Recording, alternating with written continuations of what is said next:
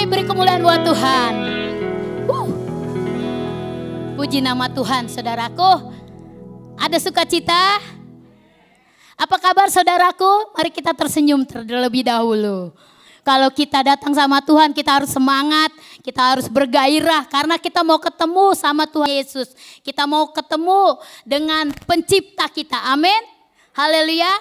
Pada siang hari ini saya mengucap syukur kepada Tuhan dengan perkenanannya. Oleh karena anugerahnya Tuhan memberikan kesempatan buat saya untuk membagikan firman Tuhan kepada kita semua. Amin. Haleluya. Dan yang kedua, saya mau bersyukur juga, berterima kasih kepada Gembala POT Pastor David dengan segala hormat dan juga Pastor Glory dan semua yang melayani di tempat ini. Kita sama-sama belajar dan kita sama-sama melakukan firman Tuhan, melakukan kehendak Tuhan dan kita akan siap dipakai Tuhan. Amin. Haleluya. Bulan ini adalah, terima kasih Bu buat tepuk tangannya, luar biasa. Siang hari ini masih sekarang tanggal 26 ya. Iya, bulan Mei. Kenapa saya sangat bersuka cita? Saya senang sekali bulan Mei. Yang pertama karena bukan. Yang pertama karena bulan ini adalah bulan pencurahan Roh Kudus. Amin. Roh Kudus yang akan memakai setiap saudara dan saya menurut kehendaknya. Dan baru yang kedua, bulan ini adalah hari ulang tahun saya. Nanti tanggal 31 ya, bersama Holly, anak daripada Bapak Anca ya. Haleluya. Saya senang sekali, saya lahir. Tuhan mempunyai ketetapan atas hidup saya untuk Tuhan mau pakai sebagai pemberita Injil. Haleluya saudaraku. Nah, sekarang saya mau berbicara tentang Roh Kudus. Roh Kudus, ayo kita ngomong sama-sama. Bulan kita baru minggu kemarin kalau nggak salah hambanya yang diutus berbicara tentang Roh Kudus ya. Ya, saya lagi melayani di sekolah minggu. Nah, tapi di sana juga temanya nggak jauh beda, nggak jauh beda. Nah, saya kenapa begitu excited tentang Roh Kudus? Karena Roh Kudus adalah salah satu dari pribadi Tritunggal Allah yang hakikat dengan Allah. Amin. Allah Bapa, Allah Putra dan Allah Roh Kudus. Nah, saudaraku, Roh Kuduslah yang bekerja pada saat ini. Kita tidak bisa bertobat tanpa Dia, tanpa Roh Kudus. Misalnya, saya pengen melakukan hidup benar, hidup baik, hidup seturut firman Tuhan. Tapi daging ini lemah saudara. Daging ini pengen sih misalnya rajin berdoa. Tapi tubuh ini enakan bobo kali ya. Enakan jalan-jalan di mall kali ya. Tapi Roh Kudus mengingatkan, Dia menginsapkan kita akan dosa. Ayo kamu berdoa. Kalau kamu gak berdoa nanti kamu jatuh dalam pencobaan. Roh Kudus yang menolong kita. Roh Kudus juga yang membangkitkan kita menjadi orang-orang yang on fire. Bukan karena kemauan kita mau semangat di dalam Tuhan. Tetapi karena Roh Kudus. Roh Kudus juga yang memulihkan, menyembuhkan. Apabila kita sedang sakit. Terutama sakit rohani ya saudara. Yang tersembunyi, yang tidak terlihat. Kita menyimpan banyak kemarahan, kepahitan, dendam. Gak suka sama ini, gak suka sama itu, iri hati. Nah, Roh Kuduslah yang sanggup menginsapkan. Bukan kemauan kita saudaraku. Saya dulu banyak sekali menyimpan kepahitan kepada keluarga, kepada orang tua, kepada semuanya dah. Tapi karena Roh Kudus, saya dibebaskan. Waktu itu saya ingat didoakan oleh almarhum Pagem Petri ya. Waktu di Palmera Pastor David. Wow, saya nangis banget. Lega sekali setelah dilepaskan oleh Roh Kudus. Nah, Roh Kudus itulah yang menolong kita, menuntun kita sampai pada kekekalan, menolong, mengajar, memimpin kita, mengingatkan perkataan Tuhan Yesus. Tuhan Yesus telah naik ke surga, Dia sudah ada di surga dan Dia sebelum ke surga Dia berpesan kepada murid-muridnya. ke-12 rasul, ke-11 rasul dan murid-murid yang lain. Supaya mereka tidak meninggalkan Yerusalem untuk menjanjikan, menerima janji Bapa, yaitu Tuhan akan mencurahkan Roh Kudus-Nya. Nah, ya itulah yang kita rayakan hari Pentakosta. Hari pencurahan Roh Kudus. Saudaraku, mungkin saudara bertanya, kok orang lain dipenuhi Roh Kudus ya, tetapi kok saya belum? Bukan tidak ya. Roh Kudus hari ini rindu memenuhi saudara. Siap-siap saudara ya. Siap-siap menerima lawatan. Kalau yang mau menerima lawatan Tuhan, yang mau lebih lagi Roh Kudus urapi, katakan haleluya. Kurang kenceng saudara. Saya lagi baru sembuh nih. Kemarin kayaknya setan gak suka saya menyampaikan kebenaran ini. Padahal tadinya gak kenapa-napa, tiba-tiba suara saya serak, tapi saya berdoa, Roh Kudus tolong saya Roh Kudus, saya besok mau menyampaikan kebenaran-Mu, kalau gak ada suaranya gimana, masa saya gitu kan gak mungkin ya saudara. Jadi malam saya berdoa lagi, saya minum sedikit lemon saudara, dan puji Tuhan pas saya nari tadi sudah keluar lagi suaranya. Beri kemuliaan bagi Tuhan, haleluya. Jadi saudaraku yang belum penuh Roh Kudus, tidak usah berkecil hati. Siang hari ini kalau saudara membuka hati, Roh Kudus akan melawat dirimu. Roh Kudus akan memenuhi dirimu. Roh Kudus akan memakai engkau bagi kemuliaan nama Tuhan. Haleluya. Nah, yang jadi pertanyaannya adalah bagaimana cara menerima baptisan Roh Kudus? Mari kita belajar bersama-sama. Silakan, sudah ya? Oh, puji Tuhan. Terima kasih buat hambanya yang masih muda. Bagaimana sih caranya kita menerima Roh Kudus? Mungkin masih banyak yang bertanya ya. Mari kita sama-sama belajar. Kita baca dulu dari Kisah 2 ayat 1 sampai yang keempat. Kita baca ya. Kisah Rasul pasal 2 ayat 1 yang keempat. Ketika tiba hari Pentakosta, semua orang percaya berkumpul di satu tempat. Tiba-tiba turunlah dari langit suatu bunyi seperti tiupan angin keras yang memenuhi seluruh rumah di mana mereka duduk. Jadi ada 120 murid Tuhan termasuk rasul-rasul duduk menantikan pencurahan Roh Kudus. Mereka sangat rindu menantikan janji Bapa itu. Karena Tuhan tidak menginginkan mereka yatim piatu. Karena Tuhan Yesus sudah naik. Loh, siapa lagi guru kita ya? Siapa lagi yang akan ajarin kita tentang kebenaran ya? Tetapi Tuhan berjanji akan mencurahkan Roh Kudus-Nya bagi murid-murid 120 orang murid-murid, dan bukan hanya kepada murid-murid tapi kepada kita semua. Yoel 2 ayat 28 bahwa semua akan dipenuhi oleh Roh Kudus. Amin. Baik yang muda, tua, baik yang anak-anak. Saya juga rindu di sekolah minggu ya, di anak perjanjian, mereka semua Roh Kudus. Kami sama Katia, kita selalu berdoa supaya mereka mengalami lawatan Roh Kudus. Amin. Dari sejak kecil mereka boleh dipenuhi oleh Roh Kudus. Jadi cara yang pertama adalah ketika hari Pentakosta semua orang yang percaya. Jadi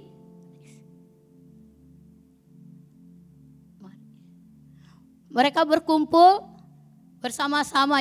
Jadi yang pertama untuk syarat saudara dapat dipenuhi oleh Roh Kudus atau langkah supaya saudara dipenuhi oleh Roh Kudus adalah percaya. Apa saudaraku? Percaya. Percaya punya iman yang besar bahwa hari ini Roh Kudus akan memenuhi hidupku. Roh Kudus akan membaptis. Tuhan Yesus akan membaptis saya hari ini. Buka hatimu, percaya. Kalau saudara tidak percaya, tidak mungkin Roh Kudus akan memenuhi hati saudara. Karena ada penghambat. Jadi saudara harus percaya saudaraku. Kalau saudara percaya, siang hari ini saudara akan mendapatkan lawatan Roh Kudus, saudara akan dipenuhi oleh Roh Kudus. Amin. Jadi kita harus percaya. Lalu yang kedua adalah langkah yang kedua adalah bertobat.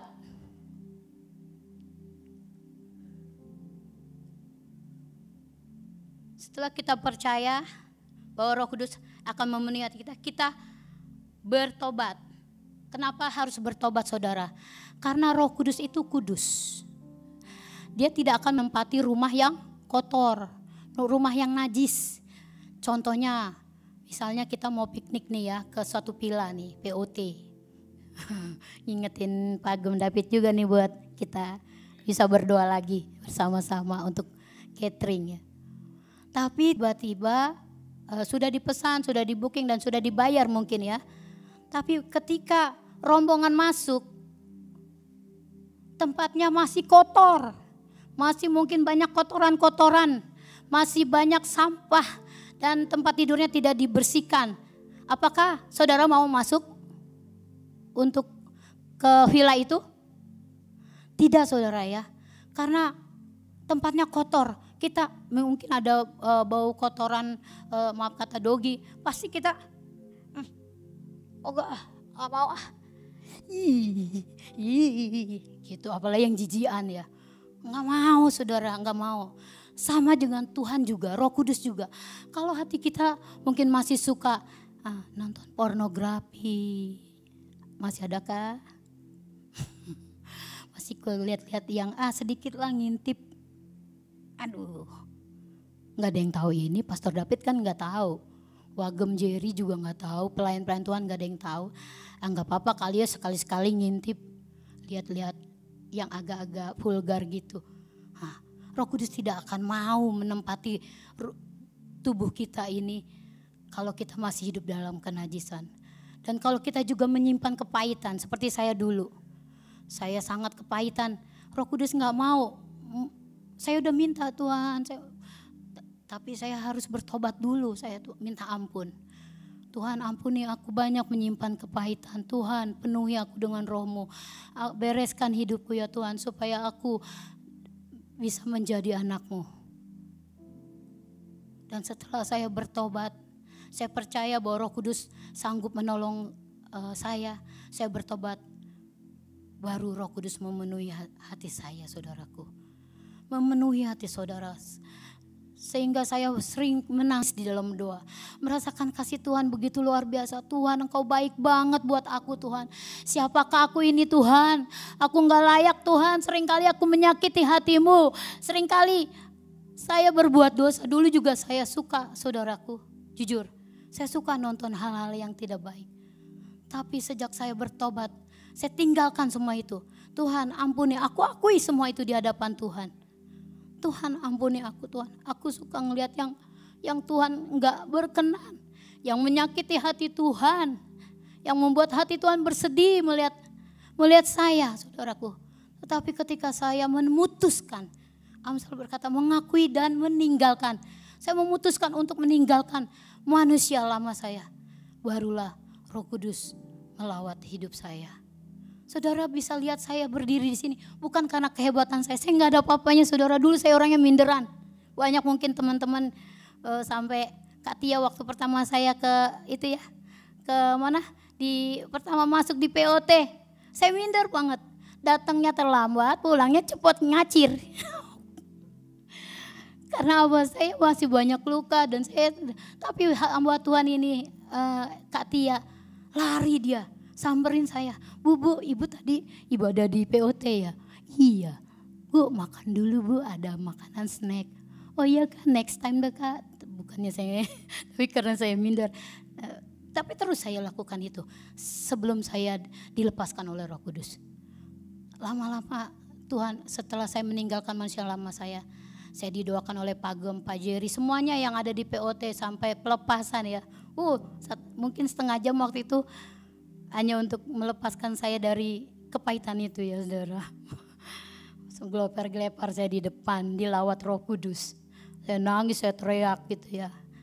Banyak hal yang terjadi dalam hidup saya. Yang secara pribadi saya gak bisa terima. Tapi karena Roh Kudus, karena Tuhan, saya bisa mengampuni. Nah Roh Kudus itulah yang berkuasa, yang menolong kita untuk mengampuni orang yang menyakiti hati kita. Kita mau mengampuni tapi kayaknya susah banget. Susah, benar saudara. Gak gampang, kita gak bilang, ya Tuhan aku ampuni dia. Tapi di dalam hati masih nyimpen, belum bebas. Nah, Roh Kudus gak mau karena dia mau masuk di hati yang kudus, hati yang tulus, hati yang murni, yang tidak menyimpan dosa, yang tidak menyimpan kepahitan. Karena tubuh kita ini adalah bait Roh Kudus. Jadi cuma Tuhan yang boleh tinggal di sini. Gak boleh ada yang lain. Mungkin cinta saudara kepada suami saudara, kepada anak, kepada istri saudara, kepada orang tua melebihi daripada cinta saudara kepada Tuhan. Tuhan gak mau. Cuman Tuhan the first. The first. Dia harus ada di sini bertahta. Bukan berarti saya mengajarkan saudara gak boleh cinta. Kita tetap mengasihi orang-orang yang ada di sekitar kita. Tetapi Tuhan yang nomor satu. Roh Kudus yang nomor satu. Karena dialah yang sedang bekerja di akhir zaman ini untuk saudara bisa menang atas setiap dosa, atas setiap pergumulan saudara. Banyak saudara pergumulan saya, belum lagi pergumulan kuliah, belum lagi pergumulan ekonomi, pelayanan. Kadang-kadang itu menekan hidup saya, tetapi karena ada Roh Kudus di hati saya nangis di bawah kaki Tuhan, saya berbahasa roh, saya berdoa. Bahkan saya mendoakan umat Tuhan di tempat ini, menopang Pagem, Bugam, dan seluruh pemimpin yang ada di sini. Saya sendiri dulu harus menang. Nggak mungkin saya kalau mau doain orang, sayanya lagi ya nggak? Kok kitanya lagi baper. Lagi anak milenial sekarang ya, aduh.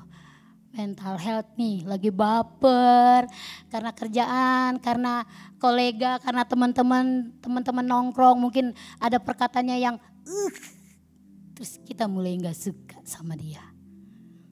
Kita nggak harus menang dulu, baru kita bisa berdoa. Saya juga, kalau saya misalnya ada sedikit aja saya nggak suka, misalkan, kan nggak ada yang tahu. Misalkan contoh, maaf ya Pagem, dengan segala hormat, saya nggak suka sama Pagem gitu. Saya bisa aja. Shalom Pagem, haleluya, selamat hari Minggu Pagem, luar biasa. Padahal dalam macam, gitu. Saya bukan sedang tidak menyindir ya saudara, tapi itulah yang realita yang kita hadapi. Misalnya sama Katia, Katia nih nyuruh saya mulu ngajar sekolah minggu misalnya. Itu hati saya gak berdamai sama Katia. Kita bisa aja senyum sama dia, tapi hati kita lagi gak suka. Tuhan gak mau, Roh Kudus gak mau. Kita harus membereskan dulu. Baru kita bisa berdoa, baru doa kita bersyafaat, kita didengar oleh Tuhan. Karena hati kita sudah beres, sudah bersih. Jangan simpan saudara, rugi. Sampah-sampah itu buang. Karena kita mau dipakai oleh Tuhan, amin. POT sesuai dengan namanya The Voice of Transformation. Waduh, saya saking belibet. The Voice of Transformation akan dipakai kepada bangsa-bangsa. Tangkap ini saudaraku. Akan dipakai khususnya anak muda. Tapi juga tidak terkecuali orang-orang tua seperti saya. Amin. Makanya saya semangat saudara. Saya nggak pernah, walaupun di kantong cuman goceng. Ini cukup buat persembahanmu. Ngaku. Dulu juga waktu di doa sama Pagem, saya tinggal gope 2 ya. Tuhan, saya cuma punya ini Tuhan. Kalau pulang kan ada anak saya Lia ya kan. Tinggal ada ojek saya Lia. Tapi kan kalau mau persembahan, benar-benar saudara, ini kesaksian hidup saya. Saya tinggal ada 1.000 perak buat persembahan. Mau masukin waktu itu ada doa apa yang Selasa ya Pagem ya. Yang kencan, iya, saya sangat suka, saya sungguh-sungguh saya pokoknya setiap mau mendoa itu saya nggak mau cuman lewat begitu aja. Saya harus mendapat sesuatu dari Tuhan, urapan Tuhan, kasih Tuhan, pemulihan dari Tuhan. Lalu pas saat persembahan, saya malu sekali. Sebenarnya saya nggak mau persembahan, tapi kan nggak bisa nggak persembahan ya. Saya masukin gocengan 2, gopean 2, yang satu gelinding. Aduh Tuhan ya mau dipungut. Malu banget saya saudara. Tapi ya itu gak apa-apa saudara. Bukan berarti kita, nah kalau ada berkat kita kasih yang lebih besar ya. Iya kalau di dompet misalnya ada yang cepet, gocap, nentanya Tuhan yang mana nih Tuhan untuk memberkati gereja Tuhan ini. Kalau Tuhan bilang yang gocap ya harus tahu. Pernah juga saya tinggal 20 saya samperin waktu doa Kamis di Loteng. Di BOT. Saya tinggal punya duit 20, saya samperin Bugem loh. Saya masih ingat sampai hari ini. Bugem, saya mau memberi uang ini sebagai taburan. Bugem doain saya, di dompet saya ini, habis ini saya nggak makan. Lalu tinggal 20.000 kan gitu. Waktu itu saya ngajar PAUD di daerah Kemanggisan. Jadi saya kasih, didoakan oleh Bugem. Ini persembahan janda sarpat, saya bilang gitu. Amin. Setelah itu Tuhan mulai buka berkat Tuhan, mulai. Memang gak langsung ya, short langsung gitu, enggak. Tapi step by step saya melangkah dengan iman. Tuhan bukakan, Tuhan bukakan. Bahkan waktu saya bersaksi saya ingat di Palatehan. Saya bilang anak saya pasti kuliah, saya bilang. Walaupun saya gak punya duit, anak saya kuliah. Benar saudaraku, anak saya yang kedua sudah lulus dari Unpam, sarjana hukum. Itu karena mamanya, bukan karena kasih Tuhan, karena anugerah Tuhan, berkat Tuhan, karena saya belajar setia. Setia jadi pendoa. Bugem bilang, Wintan, sekarang kita doling di Blok M. Siap Bugem. Siap Bugem datang. Walaupun mungkin saat itu badannya lagi gak enak ya, maklum udah ya begini dah. Ada. Tapi saya setia datang. Saya nggak kayak hatinya kalau nggak datang, bukan nggak datang karena nggak enak sama Pagem ya. Tapi saya tahu ada rencana Tuhan. Lewat doa-doa hamba-hambanya, lawatan Tuhan terjadi di sekitar Jakarta Selatan sampai di tempat ini. Amin, tepuk tangan buat Tuhan Yesus. Haleluya. Jadi saudara harus bertobat. Kalau kita sudah bertobat, maka Roh Kudus akan menolong. Mungkin satu saat saudara mengalami masalah yang besar, saudaraku. Saudara berdoa, bagi yang sudah penuh Roh Kudus, saudara berdoa. Saudara cuman berbahasa roh. Horaba syakaya ralama syandararaba. Holy Spirit sikaramaraba syakaralaba. Tolong permasalahanku ini. Mungkin saudara udah gak bisa ngomong pakai akal budi. Doa kan bisa dua ya. Berdoa di dalam roh, hanya kita dengan Tuhan dan kita nggak tahu bahasanya. Karena hanya roh Tuhan yang tahu, hanya Tuhan sendiri yang tahu bahwa kita sedang bergumul sesuatu. Tapi yang kedua adalah akal budi kita pakai. Ya doa seperti Tuhan, tolong Tuhan masalahku. Aku lagi punya pergumulan seperti ini. Tolong diingatkan ya Pagem kalau waktunya ini juga ya. Oke, jadi saudaraku kita harus bertobat. Kita baca dulu ayat firman Tuhannya. Jawab Petrus kepada mereka, bertobatlah, hendaklah kamu masing-masing memberi dirimu dibaptis dalam nama Tuhan Yesus Kristus untuk pengampunan dosamu, maka kamu akan menerima karunia Roh Kudus. Amin. Bagi saudara yang merindukan lawatan Roh Kudus saat ini, saudara buka hati, saudara mengaku sambil mendengar firman Tuhan ini, saudara akui setiap kesalahan saudara dan Tuhan hari ini akan mengampuni saudara. Amin. Haleluya. Lalu yang ketiga, next. Jika saudara rindu dibaptis oleh Roh Kudus, saudara harus memiliki kerinduan yang besar seperti murid-murid Tuhan Yesus. Mereka berkumpul bukan 1 hari, tetapi 10 hari saudaraku. 10 hari, mungkin di hari pertama ya, nih karena banyak anak muda. Bro Petrus, kapan ya lawatannya? Perasaan udah sehari, udah mau malam, belum datang tuh pencurahan Roh Kudus. Besok datang lagi, tapi mereka rindu. Lalu nanya lagi, kapan ya? Di hari kedua, di hari ketiga, di hari keempat, di hari kelima, ketujuh. Kalau mereka tidak punya kerinduan yang besar untuk menerima baptisan Roh Kudus, mereka tidak akan bertekun. Di sini dikatakan bahwa mereka bertekun, memiliki kerinduan yang besar untuk menerima janji Bapa itu. Kita lihat ciri-ciri orang yang memiliki kerinduan yang besar. Next. Yang pertama, ciri-ciri kerinduan yang besar dari murid-murid Yesus yaitu ada ketekunan untuk menantikan janji Bapa. Mereka semua bertekun di loteng Yerusalem. Yang kedua adalah ada kesungguhan. Mereka sungguh-sungguh, mereka doa tidak sekedar doa tapi mereka sungguh-sungguh. Haus, mereka lapar agar Roh Kudus dicurahkan. Mereka sungguh-sungguh dalam menantikan janji Allah. Dan yang ketiga adalah ketaatan untuk tinggal di loteng Yerusalem untuk menantikan janji Bapa. Dan yang keempat adalah kehausan dalam Roh Kudus. Mari kita baca firman Tuhannya. Next. Oke, Yohanes 7 ayat 37 sampai 39. Dan pada hari terakhir, yaitu pada puncak perayaan itu, Yesus berdiri dan berseru, "Barang siapa haus, baiklah ia datang kepadaku dan minum." Kalau saudara nggak haus, ya nggak bakalan saudara dipenuhi Roh Kudus. Saudara harus haus. Kalau saudara misalnya habis jogging ya saudara, di Senayan 10 kali muterin GBK, pasti rasanya apa? Haus. Pasti buru-buru cari abang, abang Aqua ya Pak Gem ya. Udah lari capek. Aduh, harus cari minum. Jadi harus haus. Jadi bukan, kamu haus ya? Iya sih haus. Tapi nggak nyari air itu. Hausnya biasa. Nggak bakalan saudara dipenuhi Roh Kudus.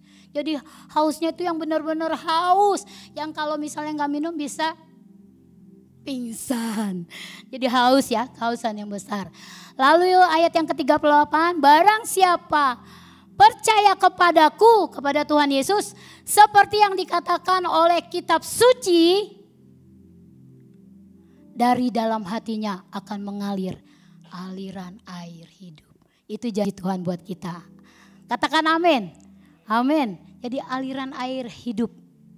Jadi saudara hatinya dipenuhi dengan aliran air hidup. Maka saudara bisa tersenyum kepada orang. Bisa bersuka cita bukan karena lagi banyak duit. Bukan bersuka cita karena lagi oke bisnis.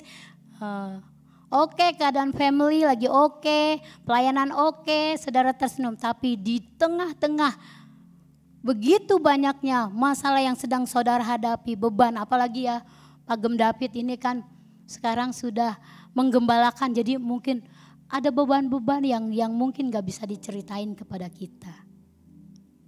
Kalau dia bisa tersenyum, itu semua oleh karena Roh Kudus. Amin. Haleluya. Yang ke-39, yang dimaksud ialah roh yang akan diterima oleh mereka yang percaya kepadanya. Sebab roh itu belum datang karena Yesus belum dimuliakan. Tuhan Yesus berbicara waktu itu belum terangkat ke surga. Dia menjanjikan Roh Kudus. Saudara akan menerima Roh Kudus. Saudara akan mengalami aliran-aliran air hidup itu. Haleluya. Jadi yang pertama tadi percaya, punya iman yang besar. Kedua saudara harus bertobat. Yang ketiga kerinduan yang besar. Dan yang keempat, mari next. Kita minta. Kalau saudara minta diberikan. Kalau kita minta kepada Bapa, maka Bapa akan memberikan Roh Kudusnya. Amin. Kita sini rata-rata orang tua semua ya. Ada juga sih seberapa yang. Kalau anaknya, Pak beliin roti dong Pak. Beri tok. Usah. Padahal anaknya lagi lapar. Gak mungkin ya saudara. Pasti, oh iya anakku lapar ya. Pak Andrew nih udah punya anak. Adik Pak. Daddy, aku lapar, beliin roti dong, lagi jalan. Oh iya kamu lapar ya, tunggu sebentar ya. Beli. Nih. Nah, amin. Dan yang lainnya juga. Nah sekarang, kalau saudara rindu dipenuhi oleh Roh Kudus, kira-kira Tuhan mau kasih gak sih? Dia Bapa yang baik, amin. Dan ini adalah zaman Roh Kudus. Roh Kudus yang akan menuntun kita untuk melakukan seluruh kehendak Tuhan. Seluruh kebenaran firman Tuhan. Amin. Saudara gak akan mampu melakukan sedikit pun firman Tuhan tanpa Roh Kudus. Nah next nanti kita setelah kita dibaptis Roh Kudus, dipenuhi Roh Kudus, kita akan bergaul dengan dia. Contoh, saya akan tutup dengan kesaksian saya. Di dalam kehidupan saya sehari-hari saudara, hal yang kecil. Nih, kadang-kadang nih kacamata ini kan sering saya pakai buat belajar. Kadang saya naruh di sana, naruh di sini. Saya ngomong loh sama Roh Kudus, Roh Kudus, di mana sih kacamata saya? Saya udah cari-cari. Oh, mungkin di bawah tempat tidur ya. Oh, di lemari pakaian ya. Oh, di mana? Tapi Roh Kudus langsung, kamu ke sana. Coba lihat di sana. langsung. Dan saya langsung turut, saya dengar, oke, Roh Kudus, benar lagi nyantel. Beri kemuliaan buat Tuhan, haleluya. Dan yang kedua, saya pernah, ini kayaknya kesaksiannya duit mulu ya. Karena inilah Tuhan proses saya di sini. Waktu saya mau beribadah di Blok M, saya udah gak punya duit sama sekali. Ya saya bilang lagi, Tuhan saya udah gak punya duit nih Tuhan. Kembali, ya gimana ya Tuhan? Tuhan tolong saya Tuhan. Tiba-tiba Roh Kudus ingetin saya, kamu coba ke arah dapur, ke arah jemuran, kan nggak masuk otak ya. Ada yang paling angkat tempat, biasanya emak-emak ya, taruh di bawah kasur ya, biasanya nyelip-nyelip atau di bawah pakaian. Ini kamu keluar ke tempat jemuran, nah di situ kan kamu taruh tas yang sudah tidak kamu pakai. Coba buka. Ya saya taat aja ya, saya dengar seperti itu. Lalu saya jalan, saya buka, saya bongkar-bongkar. Ternyata ada 50.000 saudaraku, haleluya. Saya bersuka cita, jadi bisa bayar parkir, bisa buat persembahan. Lumayan ngopi-ngopi, saya suka ngopi. Lumayan lah 50.000 itu bisa untuk hari Minggu itu. Puji Tuhan. Dan juga ada satu hal yang sangat saya ditemplak sama Roh Kudus. Waktu saya bilang, Roh Kudus bangunin dong saya, jam 2 saya pengen berdoa buat jemaat Tuhan gitu. Tapi pas itu kan saya tidur, saya molor gitu. Terus kayaknya tiba-tiba saya kayak dibangunin gitu ya. Udah berasa, udah bangun. Tapi daging saya gini, ntar lagi lah. Saya lihat masih jam 1, ntar lagi lah. Tidur lagi, masih ada waktu, saya tidur lagi. Setelah saya tidur lagi, Roh Kudus bilang, bangun. Kamu kan minta tadi dibangunin untuk berdoa. Kenapa kamu gak mau bangun? Ya, tapi daging saya nih, aduh ya maklum ya. Tapi setelah saya gak nurut, Roh Kudus langsung, saya mau agak teriak. Di roh saya ada suara bilang, bangun. Gitu saudara. Langsung kayak kaget saudara, saya bangun. Langsung saya nyembah. Tuhan ampuni, Roh Kudus ampuni saya. Saya tidak taat.